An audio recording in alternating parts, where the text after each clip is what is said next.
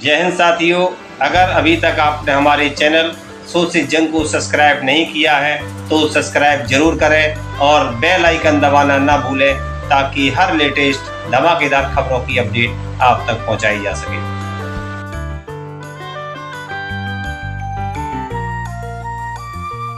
आप सबको सभी त्योहारों की बहुत बहुत शुभकामनाएं। दशहरे की शुभकामनाएं, दिवाली की शुभकामनाएं, दुर्गा पूजा की, काली पूजा की, छठ की, सभी त्योहारों की बहुत बहुत शुभकामनाएं। बहुत बहुत बधाई आप सब लोगों को।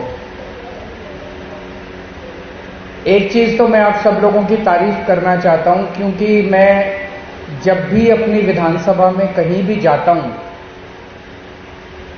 किसी भी कॉलोनी में चले जाओ, कहीं भी चले जाओ, लोग अपनी सरकार की तो तारीफ करते ही करते हैं कि दिल्ली सरकार अच्छा काम कर रही है, अपने वॉलंटियर्स की बहुत तारीफ करते हैं।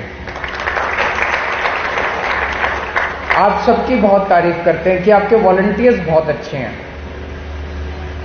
हमारे जितने वॉलंटियर्स हैं, आप लोग हैं, हम लोग किसी पॉलिटिकल बैकग्राउंड से नहीं आते। हमारी पार्टी भी पॉलिटिकल बैकग्राउंड वाले लोगों की पार्टी नहीं है। मैं भी पॉलिटिकल बैकग्राउंड से नहीं आते। मनीष जी, सतेंद्र जैन जी, आतिशी, सौरभ भारद्वाज, सब ऑर्डिनरी लोग थे, आम लोग थे। हम आम लोगों ने मिलकर पार्टी बनाई। उसी तरह से अपने वॉलंटियर्स हैं, आम बैकग्राउंड से आते हैं। जो नॉर्मल पार्टियां, दूसरी पार्टियां हैं, अक्सर उनके लोग काम वाम तो करते नहीं है, गुंडागर्दी करते हैं अपने इलाके के अंदर, गाली गलौज करते हैं, धौंस जमाते हैं, यही करते हैं ना दूसरी पार्टियों के लोग। तो लोग उनको पसंद नहीं करते।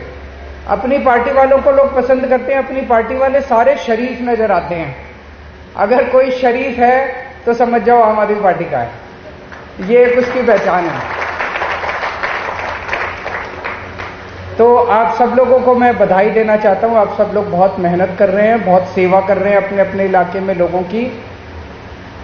अब एक चीज मैं इंपॉर्टेंट है जो बात करना चाहता हूं, वो है अब 2024 के चुनाव आ रहे हैं और इन लोगों को 2014 में और फिर 2019 में देश के लोगों ने बहुत भारी बहुमत देके जिताया था। ऐतिहासिक बहुमत था, अद्भुत बहुमत था। इनके पास मौका था कि ये चाहते तो देश को जबरदस्त तरक्की के रास्ते पे ले जा सकते थे। लेकिन आज देश में हम क्या देख रहे हैं? चारों तरफ माहौल इतना खराब हो गया है, इतना खराब हो गया है। आपस में लोगों के लड़ाई झगड़े होने लगे हैं। एक व्हाट्सएप ग्रुप के अंदर, व्हाट्सएप ग्रुप तो छोड़ो, परिवारों के अंदर बाप और बेटे की लड़ाई हो जाती है। भाई, आप कोई भी आदमी किसी भी पार्टी का हो, लेकिन इतना जबरदस्त समाज के अंदर पोलराइजेशन कभी नहीं देखा गया था। गलत तो नहीं कह रहा मैं? इतने लड़ाई झगड़े, इतना भ्रष्टाचार, इतनी गुंडागर्दी, इतनी मारपीट, इतनी लूटमार, कहीं शांति नजर नहीं आती। और अगर शांति नहीं होगी तो देश तरक्की नहीं कर सकता। इस वक्त देश की हालत, और कोई तबका बता दो जो खुश हो इनसे, सारे दुखी हैं इन लोगों से। बेड़ा गर्क कर दिया इन्होंने, इकोनॉमी का बेड़ा गर्क कर दिया, सब चीजों का बेड़ा गर्क कर दिया। तो मुझे लगता है आज अगर सबसे बड़ी कोई देशभक्ति का काम हो सकता है तो वो एक ही है कि 2024 में इनको हटाओ। है कि नहीं है? 2024 में इनको हटाना सबसे बड़ी देशभक्ति का काम है। देश तभी तरक्की करेगा। इन्होंने जो निर्णय लिए कुछ समझ नहीं आता, ये क्यों निर्णय लेते हैं।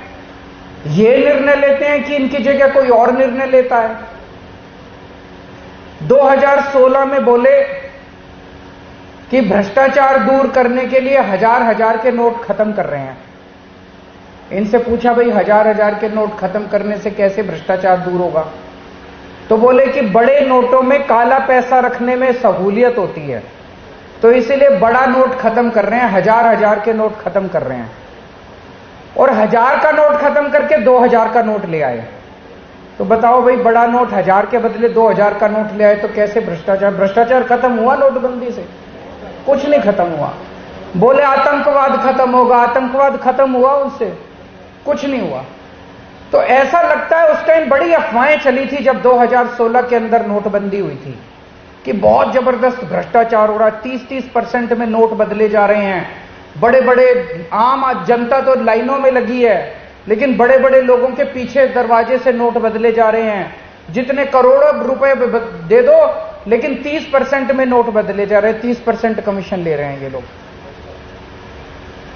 उसके बाद ये 2000 का नोट ले आए, अभी 7 साल भी नहीं हुए, अब इन्होंने 2000 का नोट बंद कर दिया। अब ये समझ नहीं आता 7 साल बाद भी 2000 का नोट फिर लाए क्यों थे। इस तरह से नोटबंदी किसी दुनिया के किसी देश में नहीं देखी गई कि अब तुमने 2000 का नोट बंद कर दिया। क्यों कर दिया बताते ही नहीं है, बोलते ही नहीं है। जनता तो जैसे मतलब भेड़ बकरी बंदर है इनके लिए जनता तो कुछ समझ नहीं आ रहा। नोटबंदी से उस 2016 में जो नोटबंदी हुई, इस एक नोटबंदी से देश की अर्थव्यवस्था कम से कम 10 साल पिछड़ गई।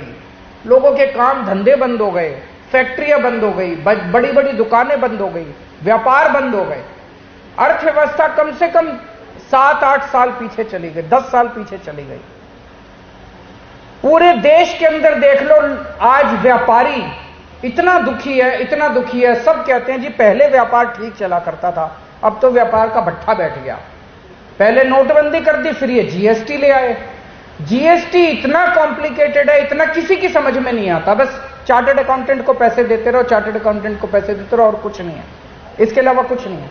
किसी की समझ में नहीं आता। किसी को भी पकड़ के, सारे व्यापारियों के पीछे, बड़े बड़े इंडस्ट्रियलिस्ट के पीछे, किसी के पीछे ईडी लगा रखी है, किसी के पीछे सीबीआई लगा रखी है, किसी के पीछे कुछ लगा रखी है।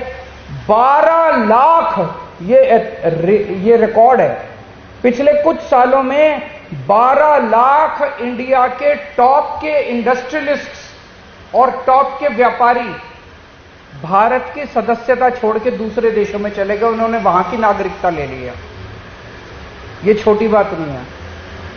एक तरफ हम कहते हैं कि हमें फॉरेन इन्वेस्टमेंट चाहिए, फॉरेन इन्वेस्टमेंट चाहिए, और हमारे देश की इन्वेस्टमेंट, अगर हमारे देश के इंडस्ट्रियलिस्ट हमारा देश छोड़ छोड़ के चले जाएंगे तो इंडिया में इंडस्ट्री कौन लगाएगा, इंडिया में व्यापार कौन खोलेगा, नौकरियां कैसे पैदा होंगी।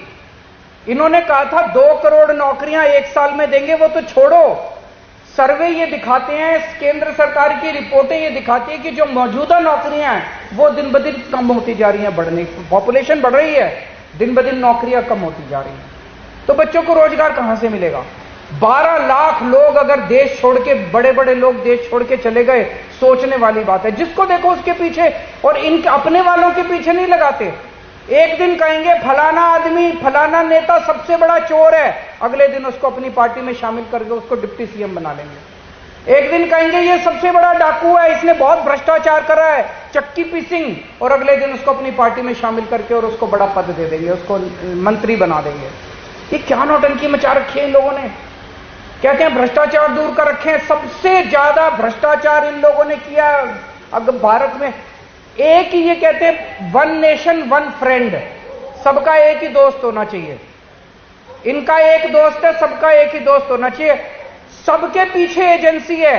मनीष सिसोदिया जेल में है, मनीष सिसोदिया पे 4-4 रेड हो चुकी, सतिंदर जैन पे 6-6 रेड हो चुकी, चवन्नी नहीं मिली, 5 पैसे नहीं मिले। इनके दोस्त के ऊपर एक भी रेड नहीं हुई जिसके ऊपर इतने आरोप लग चुके हैं। तो मामला भ्रष्टाचार का नहीं है।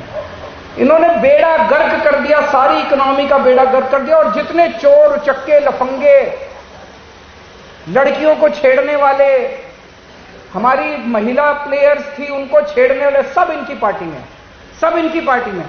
इनकी पार्टी एक तरह से प्रोटेक्शन देती है। कोई कहीं चोर उचक्का लफंगा गलत काम कराए, इनकी पार्टी शामिल कर ले, उसके बाद किसी एजेंसी की, पुलिस की हिम्मत नहीं है जो उसको हाथ लगा दे, जो उसको कुछ कर दे।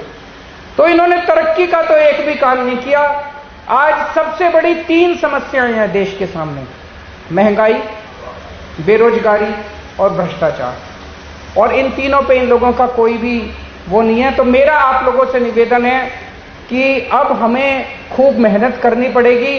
अभी तक लोग कहते थे विकल्प नहीं है, अब इंडिया अलायंस को सब लोग विकल्प की तरह देख रहे हैं। कि ये इंडिया अलायंस, जब से इंडिया अलायंस बना है, मेरे पास बहुत मैसेजेस आए, बहुत लोगों के संदेश आए कि इंडिया अलायंस अगर टिक गया और टिकेगा, अगर इंडिया अलायंस टिक गया तो 2024 में इनकी सरकार दोबारा नहीं बनने वाली।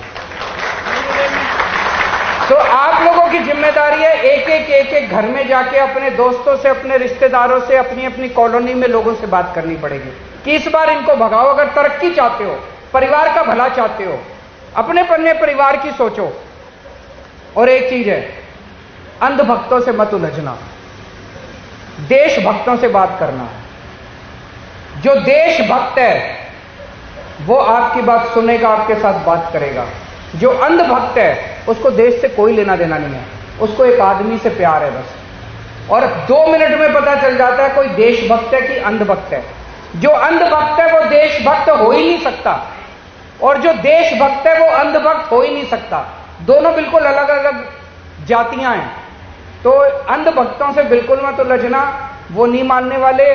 जो देश की सोचते हैं, देश के लिए पीड़ा रखते हैं, उन लोगों से बात करनी है, घर घर जाना है। अब 5-6 महीने हैं, हम स्पेसिफिकली पूरा प्लान बना रहे हैं, दिल्ली का भी, अन्य राज्यों का भी। वो पूरा प्लान आपके साथ शेयर करेंगे, आपकी ट्रेनिंग भी करेंगे, और थोड़ा सा टाइम आप लोगों को देना पड़ेगा। ये चुनाव देश के लिए बहुत जरूरी है, क्योंकि और अगर 5 साल ये लोग आ गए तो देश का बेड़ा गर्क कर देंगे, ये लोग बिल्कुल खत्म कर देंगे इस देश को। आप सब लोगों का बहुत बहुत शुक्रिया, और गॉड ब्लेस यू। सब लोगों के त्योहारों की बहुत बहुत शुभकामनाएं।